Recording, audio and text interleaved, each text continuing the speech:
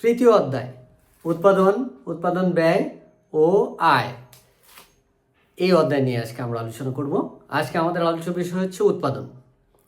প্রথমে আমরা আসি উৎপাদন কি। সাধারণত আমরা উৎপাদন বলতে কোনো কিছু সৃষ্টি করাকে বোঝাই, কিন্তু আমরা জানি সৃষ্টি ভিন্ন জিনিস। এটা কেবল সৃষ্টিকর্তা পারে, অর্থাৎ কোনো কিছু ছাড়াই কোনো কিছু করা, এটাকে সৃষ্টি বলে, কিন্তু এটা মানুষ পারে না। তাহলে মানুষ পারে কি? প্রকৃতি প্রদত্ত সম্পদের একটা রূপ থেকে অন্য একটা রূপে রূপান্তর করতে পারে। যেমন কাঠ থেকে ফার্নিচার, মাটি থেকে ইট, লোহা থেকে ফ্যান, সুতা থেকে কাপড়, এরকম এক রূপ থেকে অন্য রূপে রূপান্তর করতে পারে। আর এই রূপান্তরের প্রক্রিয়াটাকেই আমরা মূলত বলি উৎপাদন।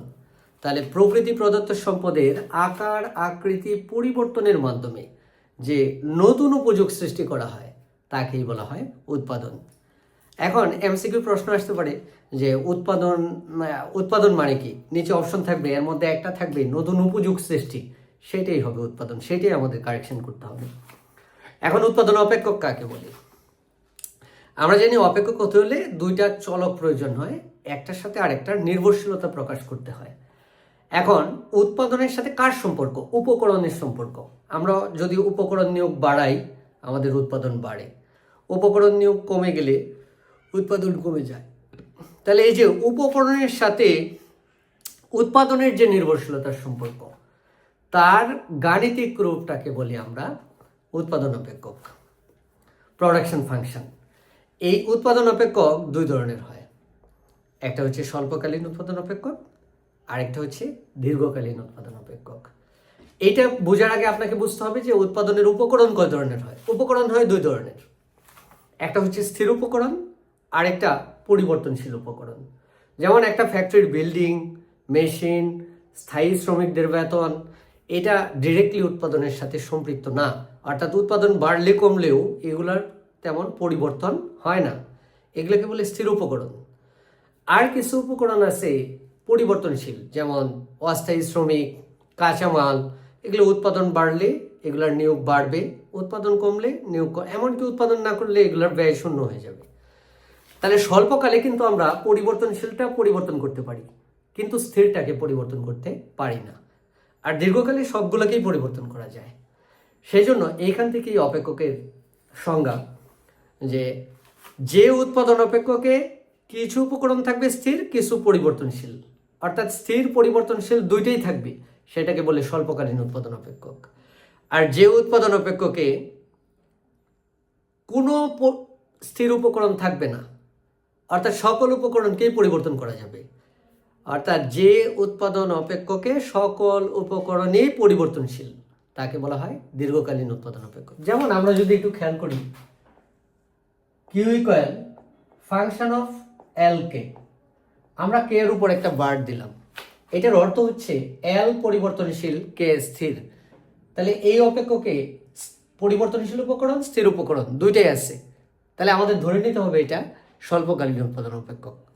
আর যদি আমরা লিখি কিউ ইকুয়াল ফাংশন অফ এল কে, আমরা কারো উপর বার দিলাম না, তাহলে এল পরিবর্তনশীল, কেও পরিবর্তনশীল, উভয় উপকরণ পরিবর্তনশীল, তার মানে ধরে নিতে হবে সকল উপকরণ পরিবর্তনশীল।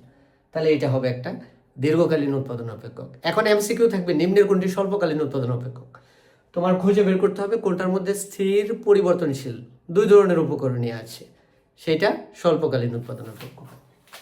আর যেটাতে কোনো স্থির উপকরণ নেই, সবগুলোই পরিবর্তনশীল, সেটা হবে দীর্ঘকালীন উৎপাদন অপেক্ষক। এখন আমরা আসি উৎপাদনের উপকরণ। উৎপাদন করতে গেলে কি প্রয়োজন? উপকরণ। যেমন খেয়াল করো, এই মার্কারটা তৈরি করতে কি কি উপকরণ লাগছে। এখন অনেকে বলবে স্যার প্লাস্টিক লাগছে, কালি লাগছে, না, যে কোনো জিনিস উৎপাদনে মেইন উপকরণ হচ্ছে চারটা। যেমন এই মার্কারটার জন্য একটা ফ্যাক্টরি অর্থাৎ ভূমি লাগছে, 1 নম্বর উপাদান। 2 নম্বর কিছু শ্রমিক লাগছে। 3 নম্বর এই কালি, প্লাস্টিক, তারপরে হচ্ছে আপনার মেশিন, বিল্ডিং, এগুলো করার জন্য কিছু মূলধন লাগছে। আর ফাইনালি এটা ম্যানেজমেন্ট বা পরিচালনার জন্য একটা সাংগঠনিক ক্ষমতা প্রয়োজন হয়েছে। তাহলে উৎপাদনের উপাদান 4টি: ভূমি, শ্রম, মূলধন, সংগঠন। ক্লিয়ার? এখন এই যে এই মার্কারটা যদি 50 টাকা বিক্রি হয়, তাহলে এইটার আয়টা এই 4 উপকরণের মধ্যে 4 ধরনের আয় হিসাবে বন্টন হবে। যেমন এই 50 টাকার একটা অংশ খাজনা হিসেবে, ভূমির খাজনা হিসেবে চলে যাবে, আরেকটা অংশ শ্রমিকের মজুরি হিসেবে চলে যাবে, আরেকটা অংশ যাবে মূলধনের সুদ হিসাবে। কারণ ব্যাংক থেকেও যদি কোম্পানির মালিক মূলধন নিয়ে থাকে অথবা তার নিজের মূলধনও থাকে, এটার এগেনস্টে একটা সুদ ধরা হবে। তাহলে এটা হবে 3 নম্বর, মূলধনের সুদ। আর সংগঠনের মালিক হিসাবে সে মুনাফা হিসাবে এই আয়ের একটা অংশ নিবে। তাহলে মোট আয়টা 4 ভাগে ভাগ হবে। তাহলে যেহেতু আমাদের উৎপাদনের উপকরণ 4টি, ভূমি, শ্রম, মূলধন, সংগঠন, আয়ও 4 ধরনের হবে। ভূমির আয় খাজনা, শ্রমের আয় মজুরি, মূলধনের আয় সুদ, সংগঠনের আয় মুনাফা, এই 4 ধরনের আয় হবে। তাহলে এখন তোমার এমসিকিউ থাকতে পারে যে ভূমির আয় কি, অপশন থাকবে 4টা, তাহলে আমার কি দিতে হবে? খাজনা। আসতে পারে সংগঠনের আয় কি, অপশন 4টা থাকবে, কি দিতে হবে? সংগঠনের আয় মুনাফা, মূলধনের আয় সুদ, আর শ্রমের আয় মজুরি। খুব ভালোভাবে মনে। এখন আমরা এই 4টা উপাদান সম্পর্কে একটু জানার চেষ্টা করি। প্রথমেই হচ্ছে ভূমি।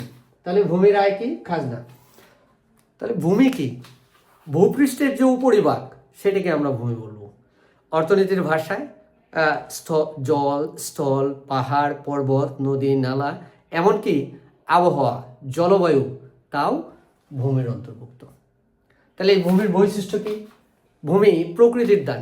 ভূমি মানুষ সৃষ্টি করতে পারে না, এটা সৃষ্টিকর্তা মানুষের কল্যাণে প্রদান করেছে। তাই 1 নম্বর বৈশিষ্ট্য ভূমি প্রকৃতির দান। ভূমির যোগান হবে সীমাবদ্ধ। তারপরে হচ্ছে ভূমি স্থানান্তর করা যাবে না, কিন্তু এটা হস্তান্তরযোগ্য হবে। হ্যাঁ, তারপরে হচ্ছে ভূমি হবে উৎপাদনের আদি উপাদান। এখন এমসিকিউ থাকে যে নিম্নের কোনটি উৎপাদনের আদি উপকরণ, তখন আমাদের কারেকশন করতে হবে ভূমি। এরকম আমরা ভূমির বৈশিষ্ট্যগুলো পড়ব। ভূমি একটা নিষ্ক্রিয় উপাদান। তারপর আসি শ্রম। শ্রম কি, এটা সংজ্ঞা আসে যে আমি পরিশ্রম করলেই সেটাকে শ্রম বলা যাবে না।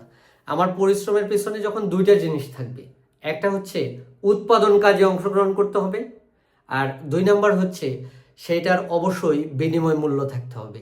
এই 2টা থাকলেই তাকে শ্রম বলা যাবে। তাহলে মানুষের শারীরিক ও মানসিক পরিশ্রম যা উৎপাদন কাজে অংশগ্রহণের জন্য বিনিময় মূল্য পায়, তাকে আমরা বলবো শ্রম। এখন যদি আমরা শ্রমের বৈশিষ্ট্যগুলো দেখি, শ্রম একটা গতিশীল উপাদান। সে চাইলে এক স্থান থেকে অন্য স্থানে, এক পেশা থেকে অন্য পেশায় স্থানান্তরিত হতে পারে। শ্রম একটা সক্রিয় উপাদান, নিজের কাজ নিজেই করতে পারে।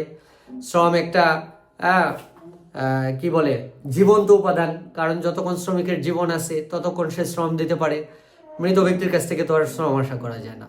তাহলে আমরা শ্রমের বৈশিষ্ট্য পড়ব। তারপর হচ্ছে মূলধন। মূলধন হচ্ছে উৎপাদনের 3য় উপাদান। আর মূলধনের আয় কি? মূলধনের আয় সুদ। মূলধন কি? মানুষের শ্রম দ্বারা সৃষ্ট যে উপাদান পুনরায় উৎপাদন কাজে ব্যবহার করা যায়, তাকে আমরা বলি মূলধন। যেমন একটা সেলাই মেশিন, এটা মানুষ শ্রম দিয়ে তৈরি করছে, এখন বারবার কাপড় উৎপাদনে ব্যবহার করা হচ্ছে, তাহলে এটা একটা মূলধন। তাহলে মূলধনের আমরা বৈশিষ্ট্য পড়ব। মূলধন একটা নিষ্ক্রিয় উপাদান, নিজে কিছু করতে পারে না, এটার সাথে শ্রম যুক্ত হতে হয়। মূলধন গতিশীল উপাদান, এটা ভবিষ্যৎ আয়ের পথ সৃষ্টি করে। এগুলো তোমরা রিডিং পড়লে বুঝতে পারবা, এই জন্য আমি ডিটেলস বলতেছি না। আর আমাদের সর্বশেষ উপাদান হচ্ছে সংগঠন। এটাকে বলে উৎপাদনের আধুনিক উপাদান। এটার কাজ কি?